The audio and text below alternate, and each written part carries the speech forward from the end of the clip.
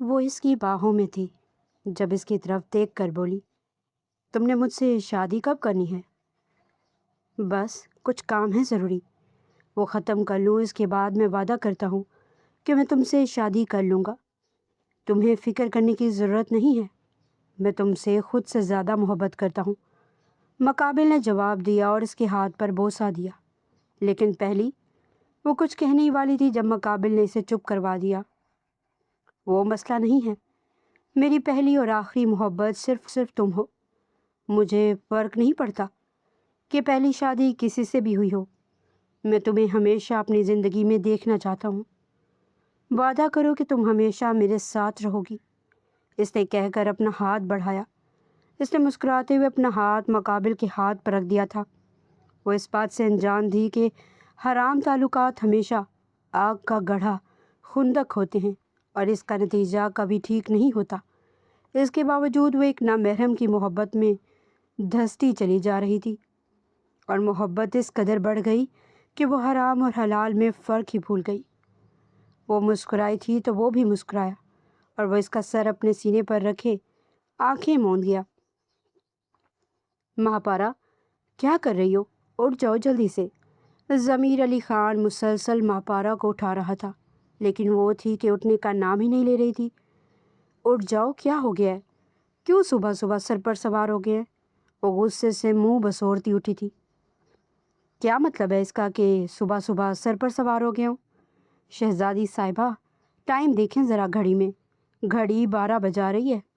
ضمیر علی خان نے کہا، آپ کو معلوم تو ہے میں رات میں دیر سے آئی تھی۔ وہ آنکھیں ملتے ہوئے بولی تھی۔ ضمیر کے چہرے پر مسکراہٹ پھیل گئی۔ ہاں میں جانتا ہوں کہ تم رات کو دیر سے آئی تھی۔ اٹھو، جا کر فریش ہو جاؤ، پھر ماں جی ناشتے کے لیے بلا رہی ہیں۔ ضمیر علی خان نے کہا تو مہاپارا منہ بناتی ہوئی کھڑی ہوئی اور واش روم میں بند ہو گئی۔ ضمیر مسکرا کر بیڈ پر بیٹھا تھا اور گھڑی میں وقت دیکھا تو گھڑی دوپہر کے 12 بجا رہی تھی۔ کل رات کا منظر اس کی آنکھوں کے سامنے لہرایا جب مہاپارا گھر پر آئی تھی۔ تم اتنی دیر سے گھر کیوں آئی ہو؟ ضمیر نے فکر مندی سے پوچھا تھا۔ آپ کو معلوم تو ہے میں اپنے دوستوں کے ساتھ جب رہتی ہوں تو وقت کا پتہ ہی نہیں چلتا، وہ کہتی ہوئی ضمیر کے سینے سے آ کر لگی تھی۔ اور بس یہی اس کی کمزوری تھی کہ جب مہاپارا اس کے قریب آتی تھی تو ہر چیز سے بے غرض ہو جایا کرتا تھا، ہر چیز کو بھول جایا کرتا تھا۔ یاد رہتا تھا تو صرف مہاپارا کا پاس آنا اور اس کا لمس اور اس کی خوشبو، اور ایک بار پھر وہ مہاپارا میں کھو گیا تھا۔ اور اسی بات کا مہاپارا ہمیشہ فائدہ اٹھایا کرتی تھی۔ وہ ہمیشہ ضمیر کا منہ بند کرنے کے لیے خود کی قربت کا ہی استعمال کرتی تھی۔ تھوڑی دیر میں مہاپارا فریش ہو کر کمرے میں داخل ہوئی تو ضمیر کو کھویا ہوا دیکھ کر مسکرائی تھی اور ضمیر کے پاس آئی اور اس کی تھائز پر بیٹھ گئی۔ کیا ہوا ہے میری جان کو؟ کیا سوچ رہے ہیں آپ؟ وہ اس کا چہرہ ہاتھوں کے پیالے میں لے کر بولی۔ ضمیر ہوش میں آیا تھا اور مسکرایا۔ میں یہ سوچ رہا ہوں کہ میری بیوی کو مجھے کتنے اچھے طریقے سے منانا آتا ہے۔ وہ اس کی کمر پر ہاتھ حائل کر کے بولا تھا۔ ہاں، کیونکہ اس کی بیوی جانتی ہے کہ آپ کی کمزوری کیا ہے، وہ اس کی گردن میں ہاتھ حائل کر کے بولی تھی، اور پھر دونوں ایک ساتھ مسکرائے۔ مہاپارا، ایسے نہ کیا کرو، اس سے مما غصہ کرتی ہیں۔ مجھے تم پر یقین ہے، خود سے زیادہ یقین ہے، لیکن میں ماں جی کو کیا جواب دیا کروں؟ وہ ہمیشہ تم سے ناراض رہتی ہیں، تم تھوڑا وقت کا خیال کیا کرو، وہ بے بسی سے بولا تھا۔ اچھا ٹھیک ہے، میں آئندہ خیال رکھوں گی، رات کو دیر تک گھر سے باہر نہیں رہوں گی۔ اب میں دوستوں کو کیا کہا کروں گی کہ ہم لوگ نائٹ سٹے ہمارے گھر پر ہی رکھ لیا کریں، صحیح ہے؟ مہاپارا نے محبت بھرے انداز میں کہا تو ضمیر نے پرجوش انداز میں سر ہلایا تھا۔ چلو اب کھانا کھانے چلتے ہیں، ضمیر نے کہا تو مہاپارا نے اس کی پیشانی پر بوسہ دیا تھا اور کھڑی ہوئی۔ تھوڑی دیر بعد ضمیر اس کی کمر پر ہاتھ رکھتا اس کے ساتھ ہی کمرے سے باہر نکلا تھا۔ وہ جیسے ہی ڈائننگ ہال میں داخل ہوئے تو ضمیر علی خان کی ماں کے چہرے پر بل پڑے ہوئے تھے۔ وہ کرسی کھینچ کر ڈائننگ ٹیبل پر بیٹھی تھی اور ساتھ ہی ان کے شوہر فیاض صاحب بیٹھے تھے۔ ضمیر علی خان اور مہاپارا کو نیچے آتے دیکھ وہ مسکرائے تھے۔ مہاپارا آ کر اپنی ساس کے قریب بیٹھی تھی جبکہ انہوں نے اپنا چہرہ پھیر لیا تھا۔ شروع سے انہیں ماں پارا ایک آنکھ نہیں بھائی تھی۔ ضمیر کی وجہ سے انہوں نے اسے صرف قبول کیا تھا، لیکن آج تک وہ دل سے اسے کبھی قبول کر ہی نہ پائی تھی۔ اس کا فیملی بیک گراؤنڈ وہ بہت اچھے طریقے سے جانتی تھی، لیکن ضمیر کو ماں پارا کے فیملی بیک گراؤنڈ سے کوئی بھی فرق نہیں پڑتا تھا، اور وہ لوگوں کی باتوں کو بھی نظر انداز کر دیتا تھا۔ السلام علیکم، کیسے ہیں آپ دونوں؟ ماں پارا نے مسکرا کر سلام کیا۔ وعلیکم السلام، الحمدللہ بیٹا، ہم بالکل ٹھیک، آپ بتائیں آپ کیسی ہیں؟ ضمیر کی ماں نے جواب نہ دیا، لیکن البتہ ضمیر کے والد نے اس کے سلام کا جواب دے دیا تھا۔ وہ بھی جواباً مسکرائی۔ میں بھی بالکل ٹھیک۔ ماں پارا نے اپنی ساس کی طرف دیکھا اور ایک سردہ بھری۔ وہ جانتی تھی کہ اس کی ساس اس سے ناراض ہو چکی ہیں، اس لیے وہ انہیں منانے کا سوچ کر کھانا کھانے لگی۔ کھانا کھانے کے بعد ضمیر آفس چلا گیا تھا، جبکہ فیاض صاحب اپنے کمرے میں چلے گئے تھے۔ پیچھے ضمیر کی ماں ڈرائنگ ہال میں بیٹھی تھی۔ ماں پارا ان کے پاس گئیں۔ ماما، مجھ سے ناراض ہیں؟ وہ محبت سے ان کا ہاتھ تھام کر بولی تھی، لیکن اگلے ہی پل ضمیر کی ماں نے اس کا ہاتھ جھٹک دیا۔ خبردار، اگر تم نے یہ 9 رنگیاں مجھ پر آزمائیں، تمہاری یہ مکھن جیسی باتیں ضمیر پر اثر کرتی ہوں گی، لیکن مجھ پر اثر نہیں کرتی۔ میں اچھے طریقے سے جانتی ہوں کہ تم کس فاحشہ کی بیٹی ہو۔ میرا بیٹا اس بات کو نظر انداز کر سکتا ہے، لیکن میں ہرگز نہیں کر سکتی، اور تمہارا یہ رات کو گھر دیر سے آنا بھی مجھے برے طریقے سے کھٹکتا ہے۔ وہ غصے سے بنا لحاظ کیے بولی تھی۔ ماں پارا آنکھوں میں آنسو لیے انہیں دیکھتی رہ گئی تھی۔ ماما، رات کو دیر سے تو ضمیر بھی آتا ہے، میں نے کبھی اس سے نہیں پوچھا کہ وہ اتنی رات کو کہاں ہوتا ہے، حالانکہ وہ آفس سے جلدی نکل جاتا ہے۔ میں تو پھر بھی اپنے دوستوں کے ساتھ ہوتی ہوں، میں ہمیشہ لوکیشن شیئر کرتی ہوں ضمیر کے ساتھ۔ آپ اس طریقے سے کیوں بول رہی ہیں؟ وہ روتے ہوئے بولی تھی۔ تمہارے یہ مگرمچھ کے آنسو مجھ پر اثر نہیں کرنے والے ہیں، لہٰذا میرے سامنے یہ ڈھونگ کرنے کی بالکل ضرورت نہیں ہے۔ میں جانتی ہوں تم بھی اپنی فاحشہ ماں کی طرح ہو۔ وہ غصے سے کہہ کر وہاں سے اٹھ کر چلی گئی۔ ان کے جاتے ہی ماں پارا کی آنکھوں سے آنسو فوراً غائب ہوئے تھے، اور وہ منہ بسورتی ٹانگ پر ٹانگ رکھ کر بیٹھ گئی تھی۔ سمجھتی کیا ہے یہ عورت خود کو؟ میں کچھ کہتی نہیں ہوں تو اس کا کیا مطلب ہے؟ یہ میرے سر پر چڑھ کر ناچے گی؟ لینے دو آج ضمیر کو، اس کی عقل تو میں ٹھکانے لگواتی ہوں۔ وہ غصے سے بولتی کھڑی ہوئی تھی اور ڈرائنگ ہال سے نکل کر اپنے کمرے میں آئی اور اپنا موبائل نکال کر کان کو لگایا۔ بیڈ پر گرتے ہی اس نے کال ملائی۔ کیسے ہیں آپ؟ میں بالکل ٹھیک، میری جان کیسی ہے؟ مقابل نے خوش دلی سے پوچھا تھا۔ میں بھی بالکل ٹھیک ہوں۔ وہ میں یہ کہہ رہی تھی کہ اب ہم کچھ دن نہیں ملیں گے، کیونکہ میری ساس کو مجھ پر شک ہو گیا ہے، ماں پارا نے کہا تو مقابل نے غصے سے آہ بھری تھی۔ نہ جانے یہ دوریاں کب ختم ہوں گی۔ میں نے تمہیں کہا ہے کہ تم میرے پاس آ جاؤ، میں تمہیں قبول کر لوں گا، لیکن نہ جانے تم کس چیز کا انتظار کر رہی ہو۔ وہ غصے سے بولا تھا۔ ارے میری جان، آپ کیوں غصہ کر رہے ہیں؟ میں کہہ رہی ہوں نا میں جلدی آپ کے پاس آ جاؤں گی، بس آپ مجھ سے نا کچھ دن بعد ملنا، اور کال بھی نہیں کرنا، کیونکہ ان دنوں ضمیر کام پر نہیں جانے والا، وہ گھر پر ہوگا۔ ماں پارا نے کہہ کر تھوڑی بات اور کی تھی اور رابطہ منقطع کر دیا۔ پھر مسکرا کر چھت کو دیکھنے لگی اور اچانک اس کے چہرے سے مسکراہٹ سمٹ گئی تھی۔ یہ بڑھیا بہت زیادہ سر پر چڑھنے لگی ہے، اسے کیا لگتا ہے کہ یہ بولتی رہے گی اور میں چپ چاپ سنتی رہوں گی؟ اور اسے میرے فیملی بیک گراؤنڈ سے بہت مسئلہ ہے نا؟ میں نے اس کے بیٹے کے منہ سے ہی اس کے لیے فاحشہ لفظ نہ نکلوایا تو میرا نام بھی ماں پارا نہیں۔ وہ غصے سے کہتی اٹھی تھی اور واش روم میں بند ہو گئی تھی۔ ماں پارا کا تعلق ایک کوٹھے سے تھا۔ ماں پارا کی ماں ایک طوائف تھی۔ ماں پارا کو پڑھنے کے لیے انہوں نے یونیورسٹی میں بھیجا تو وہاں اس کی ملاقات ضمیر سے ہوئی تھی۔ پہلے پہل تو ضمیر کو یہ بالکل بھی معلوم نہ تھا کہ ماں پارا ایک طوائف کی بیٹی ہے، اور ماں پارا نے بھی کبھی اسے بتانا گوارا نہ سمجھا تھا۔ آہستہ آہستہ گزرتے وقت کے ساتھ ضمیر بھی اس کی طرف مائل ہونے لگا تھا، اور پھر ایک دن اس نے ماں پارا سے اپنی محبت کا اظہار کر دیا تھا۔ لیکن جب ماں پارا نے اسے اپنی حقیقت بتائی تو پہلے تو ضمیر خاموش ہو گیا، لیکن پھر اس نے خود کو ڈانٹا اور سمجھایا کہ اس میں ماں پارا کی تو کوئی غلطی نہیں ہے۔ اگر اس کی ماں ایسی ہیں اس لیے اس نے اپنی ماں کو منایا، اور ضمیر کی ماں اپنے اکلوتے بیٹے کی خواہش کو ٹال نہ سکی تھی، اس لیے انہوں نے کہہ دیا کہ جو ضمیر چاہے وہ کر سکتا ہے۔ لیکن ماہپارا کے کردار سے ضمیر کی ماں بھی واقف نہ تھی، اور نہ ہی ضمیر کو تو اب بھی ماہپارا پر پورا یقین تھا، لیکن ضمیر کی ماں اکثر ضمیر کو سمجھایا کرتی تھی کہ اس طریقے سے ماہپارا کا یوں رات رات بھر گھر سے باہر رہنا بالکل بھی ٹھیک نہیں ہے۔ لیکن ضمیر ہمیشہ اپنی ماں کو یہ کہہ کر چپ کر دیتا کہ وہ کبھی غلط قدم نہیں اٹھا سکتی۔ السلام علیکم، کیسی ہے میری بیوی؟ ضمیر کمرے میں داخل ہوتا ہوا بولا تھا، لیکن سامنے ہی ماپارا کو روتے دیکھ ضمیر اس کی طرف لپکا۔ کیا ہوا ہے میری جان؟ اتنی رو کیوں رہی ہو؟ تمہاری طبیعت ٹھیک نہیں ہے؟ وہ فکر مندی سے اس کا ہاتھ تھام کر بولا، اور پھر بار بار اس کا چہرہ چوما۔ ضمیر، ماما کو سمجھاؤ نا، میں انہیں اپنی ماں مانتی ہوں، میں جانتی ہوں کہ میرا تعلق ایک اچھے گھرانے سے نہیں رہا، میری ماں ایک فاحشہ تھی، لیکن اس کا مطلب یہ تو نہیں کہ میں بھی… وہ کہتے کہتے خاموش ہوئی تھی اور پھر رونے لگی تھی۔ کیا ماما نے پھر سے تمہیں کچھ کہا ہے؟ ضمیر نے اسے کہا تو اس نے اس بات میں سر ہلایا تھا۔ میں ماما سے بات کروں گا، تم فکر مت کرو، اگر تم چاہو تو کچھ دنوں کے لیے تم اپنے دوستوں کے ساتھ ٹرپ پر بھی جا سکتی ہو۔ ضمیر کا کہنا تھا کہ ماپارا کے چہرے پر ایک الگ سی چمک ابھری۔ کیا سچ میں؟ ماپارا نے کہا تھا۔ ضمیر نے اس بات میں سر ہلایا تھا۔ لیکن ساتھ میں بھی چلوں گا، ہم ساتھ میں انجوائے کریں گے، ضمیر نے کہہ کر اس کا گال تھپ تھپایا۔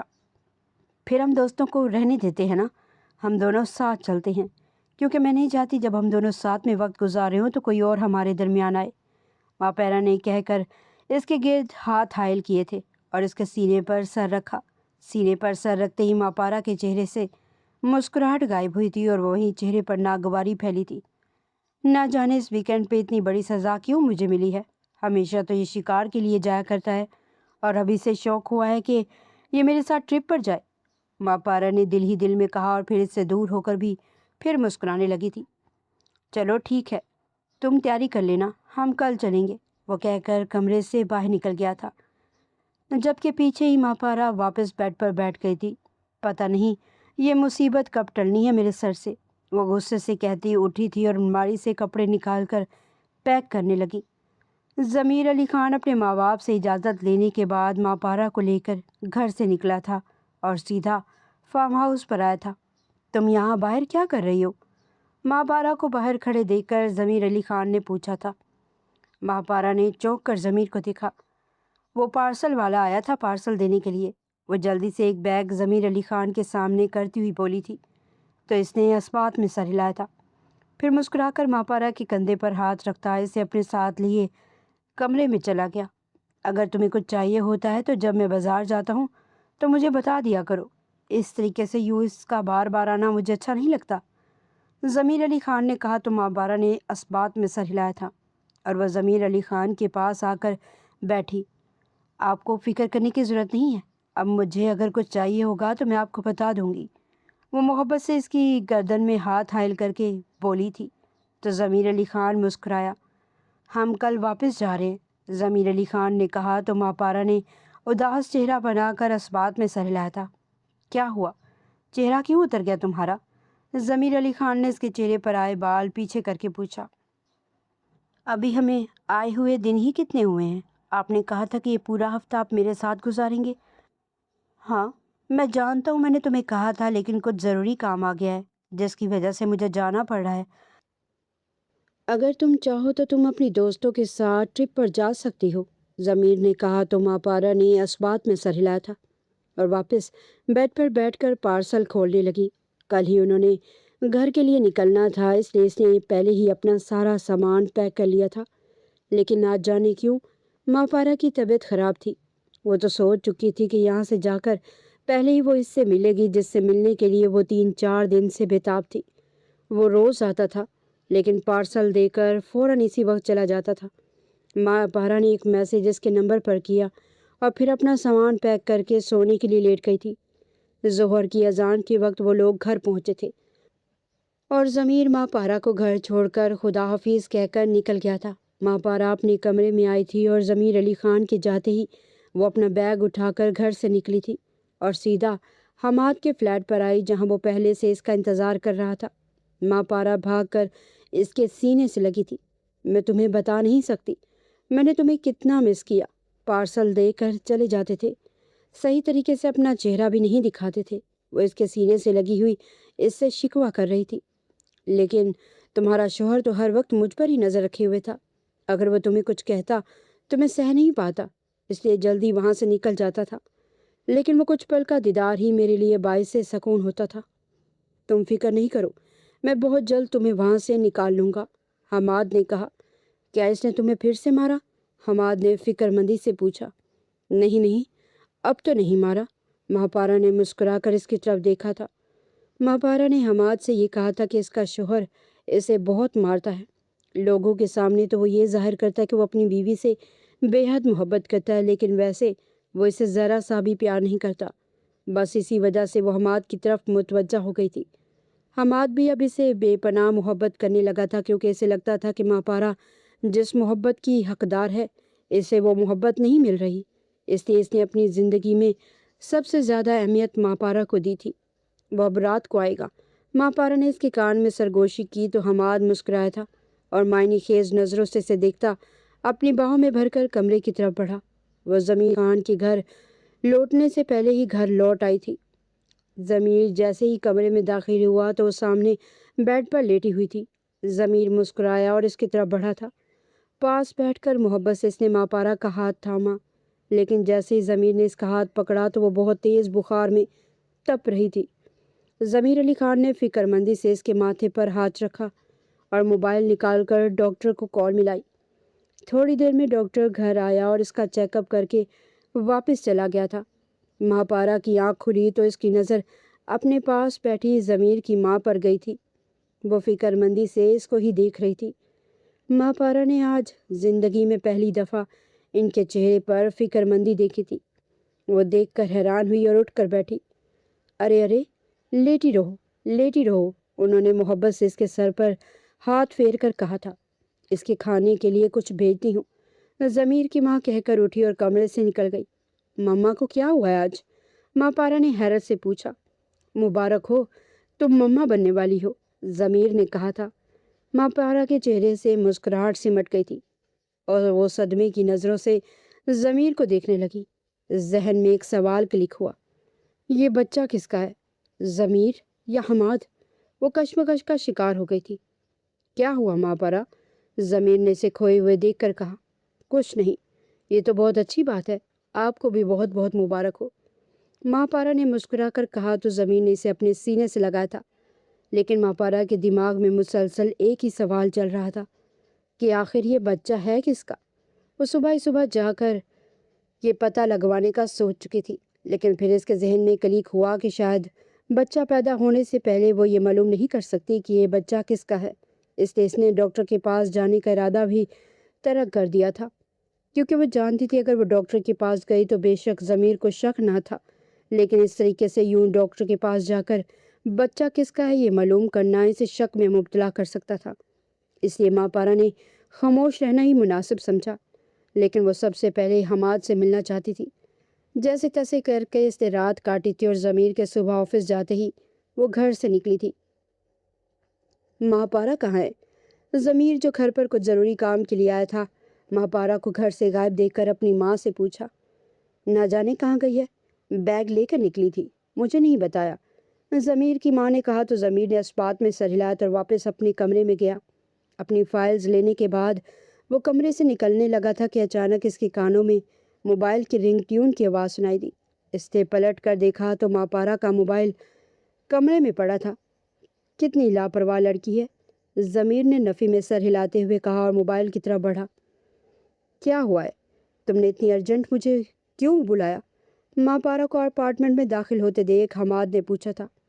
حماد، میں پریگننٹ ہوں، مہاپارا نے کہا تو حماد نے حیرت سے مہاپارا کو دیکھا تھا۔ کیا سچ میں؟ ہاں، اور مجھے لگتا ہے یہ بچہ تمہارا ہے، کیونکہ ضمیر تو ویسے ہی میرے قریب نہیں آتا اور زیادہ تر تو میں تمہارے ہی قریب رہی ہوں، مہاپارا نے حماد کے سینے سے لگ کر کہا تو حماد تو خوشی سے چہک اٹھا تھا۔ میں تمہارے اس بچے کو اپنا نام دے سکتا ہوں اور نام دوں گا، تم بس میرے پاس آ جاؤ، حماد نے کہا تھا۔ ماں پارا نے ایک سر دھا بھری تھی۔ جب تک میں اس بچے کو پیدا نہیں کر دیتی ہماری طلاق نہیں ہو سکتی، ماں پارا نے کہا تو حماد نے اسپات میں سر ہلایا تھا۔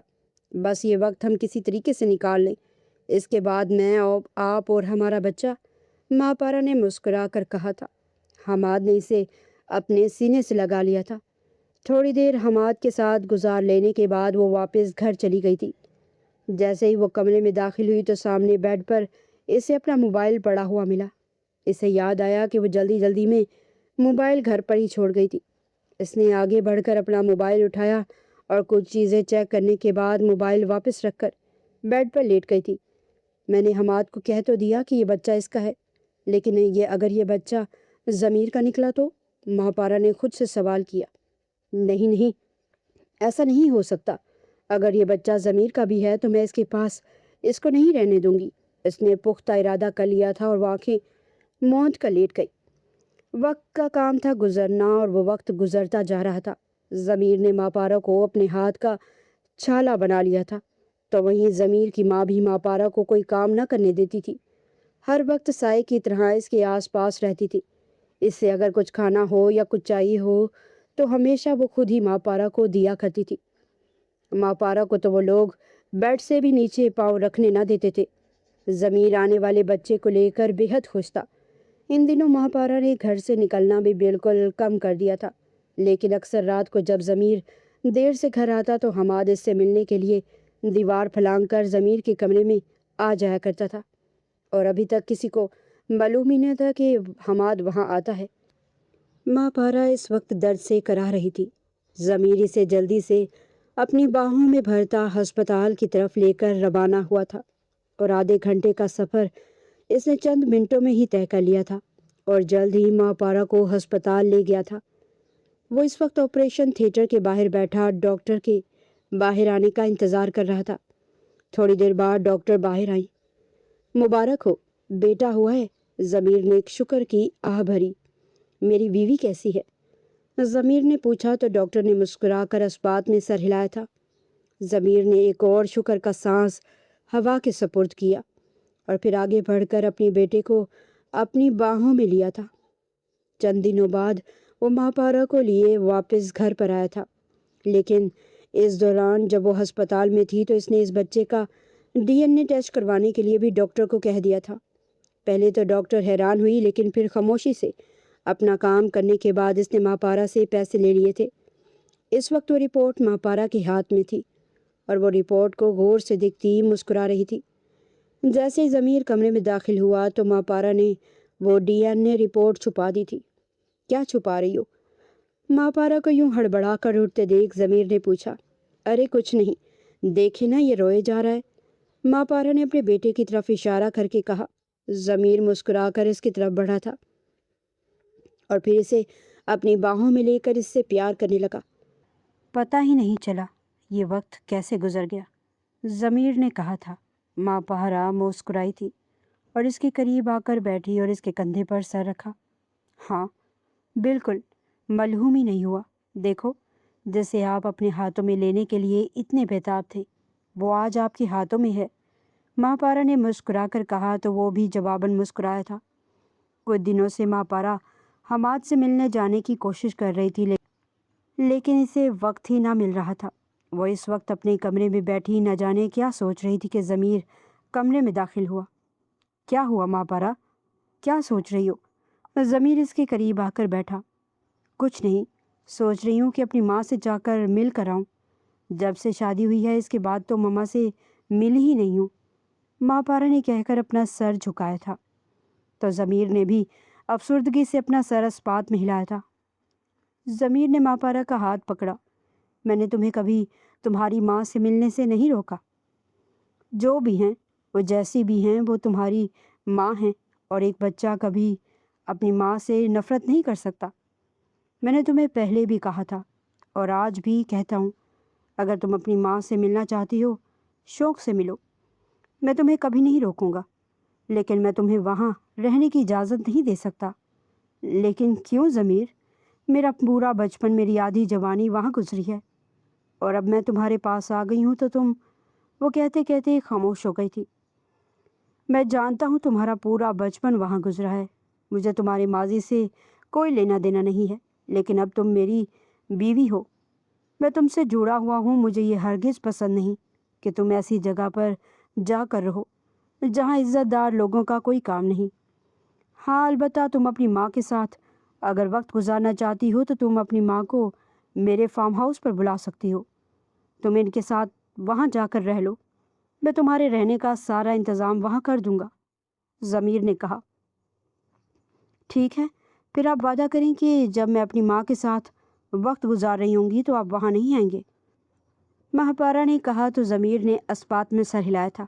ٹھیک ہے، تم بلا لو اپنی ماں کو، میں تم لوگوں کے رہنے کا انتظام وہاں کر دیتا ہوں، اور کچھ ملازم کی ضرورت نہیں ہے، میں چاہتی ہوں کہ میری ماں اور میرے درمیان کوئی بھی نہ آئے، مہاپارا نے کہا۔ ضمیر اس کی بات سمجھ سکتا تھا، اس نے اسپات میں سر ہلایا۔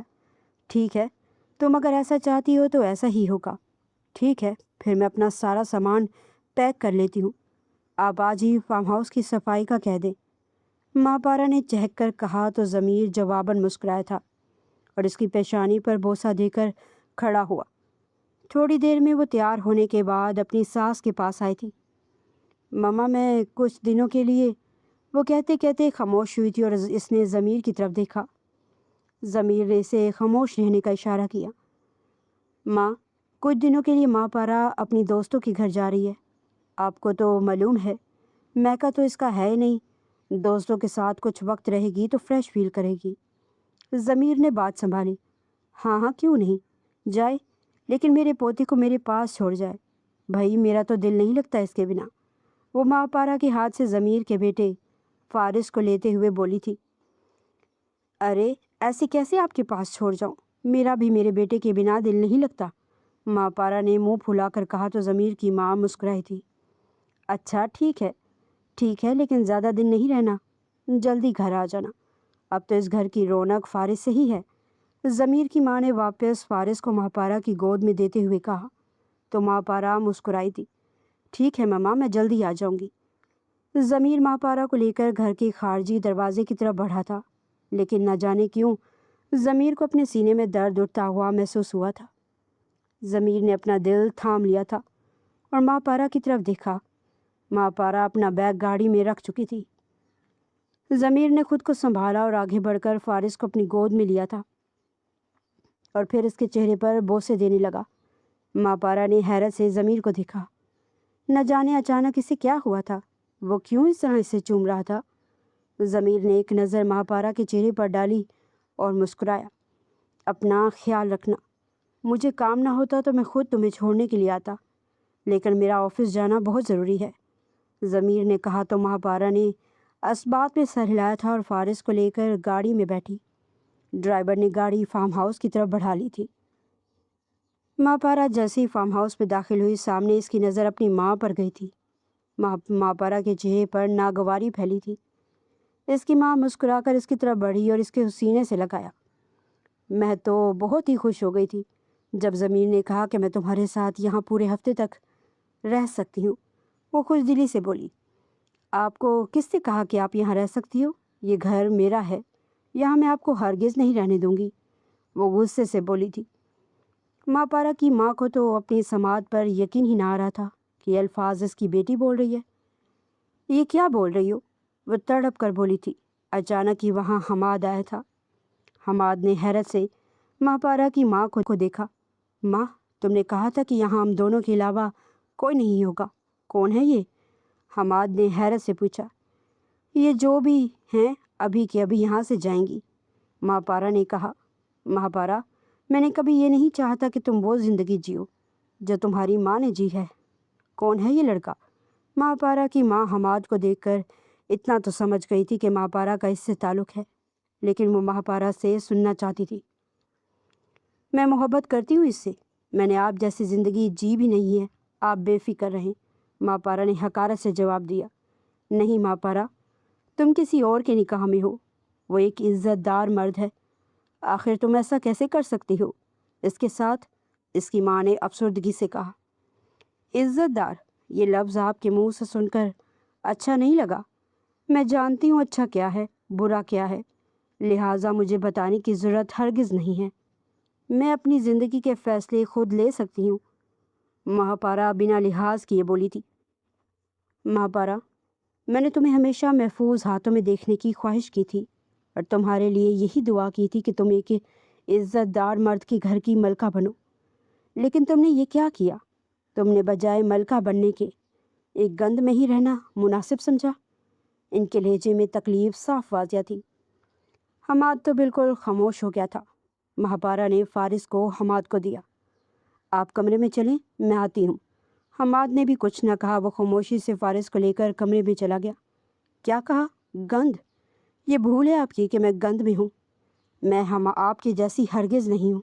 میں نے صرف حماد سے محبت کی ہے، اور تو اور وہ بچہ میرا اور حماد کا ہے، ہماری محبت کی نشانی۔ مہاپارا فخر سے بولی تھی۔ نہیں، وہ بچہ ناجائز ہے۔ میں جانتی ہوں میں اس لائق نہیں کہ مجھے عزت دی جائے، لیکن میرا رب گواہ ہے، میں نے ہمیشہ اپنی بیٹی کے لیے عزت ہی مانگی تھی، لیکن خون تو تمہارا گندا ہی ہے۔ میں نے کیسے یہ سوچ لیا کہ ایک مجھ جیسی فاحشہ کی بیٹی ایک عزت دار زندگی گزار سکتی ہے؟ آخر خون نے اپنا رنگ دکھا ہی دیا، وہ غصے اور تکلیف سے بولی تھی۔ آپ یہ بات نہ ہی کریں، جس طرح آپ کے خون نے رنگ دکھایا تھا ویسے ہی میرے خون نے رنگ دکھا دیا۔ آئندہ مجھے اپنی شکل مت دکھائیے گا۔ وہ غصے سے اپنی ماں کا ہاتھ تھام کر بولی تھی۔ وہ یہ بھی بھول گئی تھی کہ وہ اس کی ماں ہے۔ وہ غصے سے اپنی ماں کا ہاتھ دبوچ کر گھر کے خارجی دروازے کی طرف لے کر گئی تھی اور وہاں سے باہر دھکیلا۔ مہاپارا، میں بے شک ایک عزت دار عورت نہیں، لیکن ایک ماں ہوں، اور تم نے آج ایک ماں کے دل کو تکلیف پہنچائی ہے۔ ماں کبھی بد دعا نہیں دیتی، میں نے سنا تھا، لیکن جب ماں کے دل کو اولاد تکلیف پہنچائے تو ماں ضرور بد دعا دیتی ہے، اور آج میں بھی تمہیں بد دعا دیتی ہوں۔ خدا تمہیں ایسی سزا دے کہ تم سکون کے لیے تڑپو۔ جس عیش و آرام کو لے کر تم اپنی ماں کو ایسے ذلیل کر رہی ہو، خدا کرے وہ سب کچھ تم سے چھن جائے اور تم کسی کی نہ رہو۔ وہ غصے سے بولتی اٹھی تھی اور اپنے آنسو صاف کرتی وہاں سے چلی گئی۔ ان جیسی عورتوں کی بد دعا لگنے لگی تو بس، اگر ضمیر مجھے نکال بھی دیتا ہے نا تو حماد ہے میرے پاس، سمجھی آپ؟ وہ چیخی تھی اور پھر دروازہ بند کر کے گھر سے چلی گئی تھی۔ کیا ہوا ہے ماں؟ مہاپارا کو کمرے میں داخل ہوتے دیکھ حماد نے پوچھا۔ میرا دماغ خراب کر دیا اس عورت نے، کاش میں ان کا خون نہ ہوتی۔ کہتی ہیں میں بد کردار ہوں۔ کیا محبت کرنا گناہ ہے؟ کیا میں نے گناہ کیا ہے آپ سے محبت کر کے؟ بولیں بولیں، وہ حماد کا ہاتھ تھام کر بولی تھی۔ نہیں، ہرگز نہیں، تم نے کوئی گناہ نہیں کیا۔ میں تمہیں آج بھی قبول کرنے کی ہمت رکھتا ہوں، تم بس اب ضمیر سے کہو کہ وہ تمہیں چھوڑ دے۔ حماد نے مہاپارا کو اپنے قریب کرتے ہوئے کہا، فارس ہم دونوں کا بیٹا ہے، میں نے DNA رپورٹ کروائی تھی، یہ صرف ہم دونوں کا بیٹا ہے۔ مہاپارا نے فارس کو دیکھ کر کہا تھا۔ حماد کچھ پل کے لیے ساکت ہو گیا تھا، پھر فارس کو اپنی باہوں میں بھرتا گول گول گھومنے لگا، اور پھر مہاپارا کو بھی اس نے اپنی باہوں میں بھر لیا تھا۔ وہ مضبوط توانا جسم کا مالک تھا، دونوں ہاتھوں سے وہ دونوں کو اٹھائے ہوئے تھا اور ان کی کھلکھلاہٹ وہاں گونج رہی تھی۔ میں بہت خوش ہوں ماں، بس اب تم جلدی سے اس سے دور ہو جاؤ، طلاق لو اسے، تاکہ میں تمہیں ہمیشہ ہمیشہ کے لیے اپنا بنا سکوں۔ حماد نے کہا تو وہ ہنسنے لگی تھی۔ ہاں، اب میں، آپ اور ہمارا بچہ ایک ساتھ رہیں گے، میں بہت جلد اسے طلاق کا کہوں گی۔ وہ ابھی بول ہی رہی تھی کہ باہر کچھ گرنے کی آواز آئی اور پھر بھاگنے کی آواز آئی تھی۔ حماد مہاپارا کی گود میں فارس کو دیتا باہر کی جانب لپکا تھا، لیکن تب تک وہ انسان گھر سے نکل چکا تھا۔ کون تھا حماد؟ مہاپارا نے ہانگ لگائی۔ کوئی بھی نہیں، بلی تھی، حماد نے جھوٹ بولا۔ حماد کو ایک کالے رنگ کی شال نظر آئی تھی، وہ سمجھ گیا تھا کہ وہ مہاپارا کی ماں ہی تھی، اس لیے اس نے مہاپارا کو نہ بتایا تھا، اور پھر گھر کا دروازہ بند کرنے کے بعد وہ مہاپارا کے پاس آ گیا تھا۔ مہاپارا اور حماد کو یہاں رہتے آج تیسرا دن تھا۔ مہاپارا کو یقین تھا کہ ضمیر یہاں نہیں آنے والا، اسی لیے وہ بالکل بے فکر ہو کر رہ رہی تھی۔ اس وقت وہ دونوں ڈرائنگ ہال میں موجود تھے کہ اچانک گھر میں کوئی داخل ہوا۔ مہاپارا نے پلٹ کر دیکھا تو اس کے ہاتھ میں موجود ڈش زمین بوس ہو گئی تھی۔ حماد نے فارس کو چومتے ہوئے حیرت سے پلٹ کر مہاپارا کی طرف دیکھا اور پھر دروازے پر کھڑے ضمیر کی طرف۔ حماد کھڑا ہوا اور ماپارا کی طرف آیا تھا اور اسے اپنے پیچھے چھپایا۔ کہاں کمی رہ گئی تھی ماپارا میری محبت میں کہ تم نے میرے ساتھ اتنا برا کیا ہے؟ ضمیر بنا حماد کی طرف دیکھے مسلسل ماپارا کو گھورتے ہوئے بول رہا تھا۔ ماپارا نے کچھ نہ کہا، بس سر جھکا گئی۔ اس سے نہیں، مجھ سے بات کرو۔ جو بھی بات کرنی ہے۔ وہ تمہارے ساتھ نہیں رہنا چاہتی، وہ تم سے طلاق چاہتی ہے۔ حماد نے بیچ میں آ کر کہا۔ میں نہیں جانتا تم کون ہو، لیکن اتنا ضرور کہوں گا کہ جو عورت اپنے شوہر کی نہیں ہوئی، اتنی محبت دینے کے بعد، اتنا مان دینے کے بعد، وہ تمہاری کیا ہی ہو سکتی ہے؟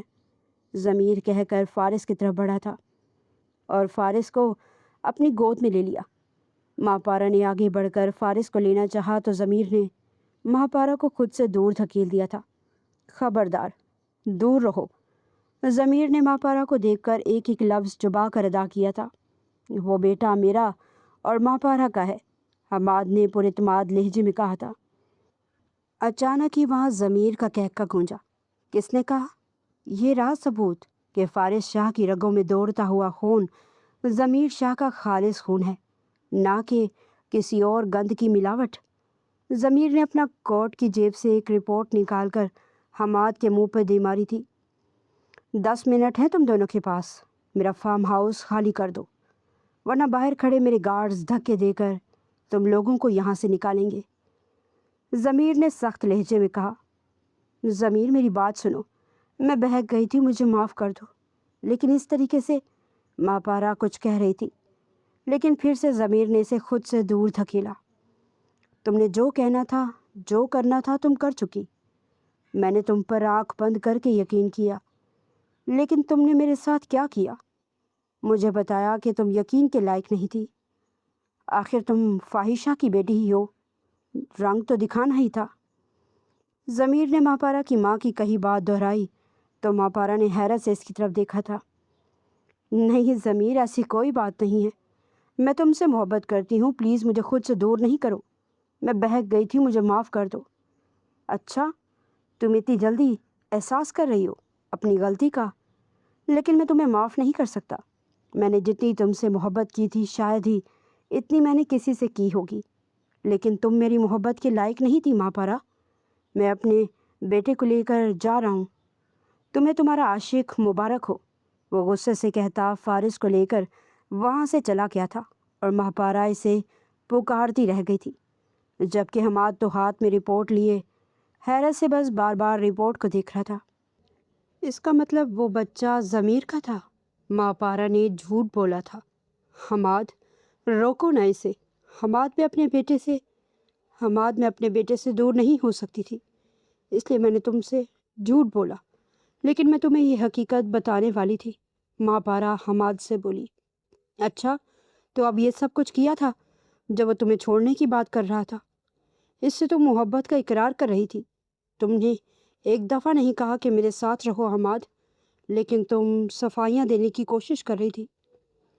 ممکن یہ تھا کہ تم اس سے یہی کہہ دیتی کہ تم تو مجھے جانتی بھی نہیں ہو۔ حماد نے غصے سے کہہ کر ماپارا کو خود سے دور جھٹکا تھا اور پھر رپورٹ وہیں پھینکتا وہاں سے نکلتا چلا گیا۔ ماپارا چیخ چیخ کر حماد اور ضمیر کو بلایا تھا، لیکن ان دونوں میں سے کوئی بھی نہ آیا۔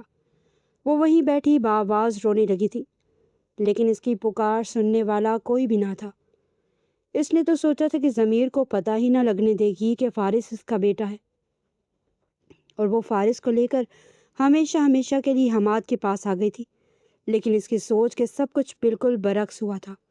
پس منظر ماپارا کے جانے کے بعد ضمیر اپنے آفس چلا گیا تھا، لیکن نہ جانے کیوں اس کا دل تھا کہ وہ ایک دفعہ پھر سے فارس کو دیکھے، اسی لیے اس نے فارم ہاؤس کا ہی رخ کیا تھا۔ کالے لباس میں کندھے پر کالی ہی شال لیے وہ گھر کے اندر داخل ہوا تھا، کیونکہ فارم ہاؤس کی ہمیشہ سے ڈپلیکیٹ چابی ضمیر کے پاس ہوا کرتی تھی۔ وہ تو یہاں ماپارا کو سرپرائز دینے کے لیے آیا تھا، لیکن جیسے ہی وہ کمرے کے قریب گیا، ماپارا اور حماد کی باتیں سن اسے دھچکا لگا تھا۔ اس نے کبھی سوچا ہی نہیں تھا کہ ماپارا اس کے ساتھ ایسا کر سکتی ہے۔ وہ پلٹا اور باہر کی جانب بھاگا تھا۔ وہاں سے نکلتا وہ سیدھا اپنے گھر آیا، جہاں گھر کے باہر بیٹھی مہاپارا کی ماں پہلے سے اس کا انتظار کر رہی تھی۔ جیسے ضمیر آیا تھا وہ اس کے قدموں میں گر گئی تھی اور رونے لگی تھی۔ ضمیر نے مہاپارا کی ماں کو اپنے ساتھ لیا اور گھر کے پچھلے حصے کی طرف چلا گیا تھا، کیونکہ ضمیر کی ماں کو یہ ہرگز پسند نہ تھا کہ مہاپارا کی ماں ان کے گھر میں آتی۔ آنٹی، آپ کیوں رو رہی ہیں؟ ضمیر نے حیرت سے پوچھا۔ مہاپارا کی ماں نے ایک ایک بات ضمیر کے گوش گزار کر دی تھی۔ اب سب کچھ جو وہ دیکھ کر آیا تھا، اس کے بعد تو شک نہ کرنا بنتا ہی نہ تھا۔ آنٹی، میں آپ کے لیے زیادہ کچھ تو نہیں کر سکتا، لیکن میں اتنا کہہ سکتا ہوں کہ اگر آپ کو کبھی زندگی میں میری ضرورت پڑے تو میں آپ کی مدد کے لیے حاضر رہوں گا۔ اب آپ جا سکتی ہیں، ضمیر نے کہا۔ مجھے معاف کرنا بیٹا، میرے گندے خون نے۔ وہ بھی بول ہی رہی تھی کہ ضمیر نے انہیں بولنے سے باز رکھا۔ یہ آپ کے رب کا معاملہ ہے آنٹی، میں اس میں نہیں بول سکتا، ضمیر نے کہا تھا۔ وہ اپنے آنسو صاف کرتی اٹھی تھی، وہاں سے نکل گئی تھی۔ ضمیر واپس کمرے میں آیا تھا اور وہ رپورٹ ڈھونڈنے لگا۔ اسے اچھے طریقے سے یقین تھا کہ وہی رپورٹ تھی جب اس دن وہ کمرے میں داخل ہوا تو مہاپارا نے اس سے چھپا لی تھی۔ ضمیر کو عجیب لگا، لیکن وہ بعد میں مہاپارا سے پوچھنے کا سوچ کر اس بات کو ٹال چکا تھا۔ اس نے وہ رپورٹ کمرے میں ڈھونڈی تو وہ الماری کے نیچے ملی تھی۔ ضمیر نے رپورٹس دیکھی تو اس نے سکھ کا سانس لیا تھا۔ بیٹا میرا ہے۔ ضمیر نے مہاپارا کے موبائل کا سارا ڈیٹا نکلوایا اور پھر اس ڈرائیور کو بلوایا جو ہمیشہ مہاپارا کے ساتھ ہوا کرتا تھا۔ اس نے ایک ایک چیز کی تفصیل معلوم کر لینے کے بعد ہی فارم ہاؤس کا رخ کیا تھا۔ ضمیر نے خود کو سنبھال لیا تھا۔ اس سے سوچ لیا تھا کہ وہ اپنے بیٹے کے سہارے پوری زندگی گزار لے گا اور اپنے بیٹے کو کبھی اس کی ماں کی کمی محسوس نہیں ہونے دے گا۔ لیکن اس کے بعد سے مہاپارا کو کسی نے بھی نہیں دیکھا تھا، نہ حماد نے نہ ضمیر نے۔ ضمیر نے تو اس کا احوال لینا بھی مناسب نہ سمجھا تھا۔ وہ اسے طلاق کے پیپر بھجوا چکا تھا اور اسے طلاق دے چکا تھا۔ میں نے کہا نا، یہ میری گڑیا ہے، مجھے واپس دو، وہ چیخی تھی اور اس کے ہاتھ سے گڑیا چھین لی۔ وہ چھوٹی بچی بآواز رونے لگی تھی۔ اچانک ہی وہاں پر ایک عورت اور مرد آئے تھے۔ وہ اس پاگل عورت کو دیکھ کر اپنی بیٹی کو اپنی طرف کھینچ چکے تھے۔ وہ عورت گندے لباس میں الجھے ہوئے بالوں کے ساتھ گڑیا کے ساتھ بیٹھی کھیل رہی تھی اور پاگلوں کی طرح تالیاں بجا رہی تھی۔ کوئی غرض نہ تھا کوئی دیکھ کر اسے یہ کہتا کہ وہ پاگل نہیں ہے۔ چلو بیٹا، ایسے لوگوں سے بحث نہیں کرتے، اس عورت نے اپنی بیٹی سے کہہ کر واپس اس پاگل عورت کی طرف دیکھا۔ تھوڑی دیر میں کچھ لوگ وہاں بھاگتے ہوئے آئے تھے اور اسے کھینچتے ہوئے اپنے ساتھ لے گئے۔ چھوڑو مجھے، چھوڑو مجھے، مجھے اپنے بچے کے پاس جانا ہے، وہ زور زور سے چیخ رہی تھی، لیکن انہوں نے اس کی ایک نہ سنی اور اسے کھینچتے ہوئے واپس پاگل خانے میں لے گئے تھے۔ ضمیر اور حماد کے چھوڑ دینے کے بعد مہاپارا کے پاس اب کوئی بچہ ہی نہ تھا۔ ضمیر نے بھی اسے اپنے گھر سے نکال دیا تھا اور ماں نے بھی اسے واپس اپنے پاس رکھنے سے انکار کر دیا تھا۔ سڑکوں پر دھکے کھانے کے بعد وہ جگہ جگہ حماد اور ضمیر کو تلاش کرتی رہی تھی۔ جب وہ نہ ملے تو اس نے فارس کو ڈھونڈنا شروع کر دیا اور جب وہ بھی نہ ملا تو اس قدر ذہن پر اثر ہوا کہ اس کی دماغی حالت درست نہ رہی، اور پھر وہ ایک دن وہ ایک عورت سے اس کا بچہ ہی چھیننے لگی کہ وہ بچہ اس کا ہے۔ پھر اس دن کے بعد سے مہاپارا کو پاگل خانے میں رکھا جانے لگا اور روز اسے جھٹکے دیے جانے لگے، جس کے باعث اس کی دماغی حالت مزید خراب ہو گئی تھی۔ مہاپارا اکثر بڑبڑایا کرتی کہ ماں کی بد دعا نہ لینا، ماں جیسی بھی ہو، ماں کے دل کو نہ دکھانا، اس کی بد دعا لگتی ہے۔ اس کی آنکھوں سے نکلنے والے آنسو اور اس کے دل سے نکلی بد دعا فوراً عرش تک جاتی ہے۔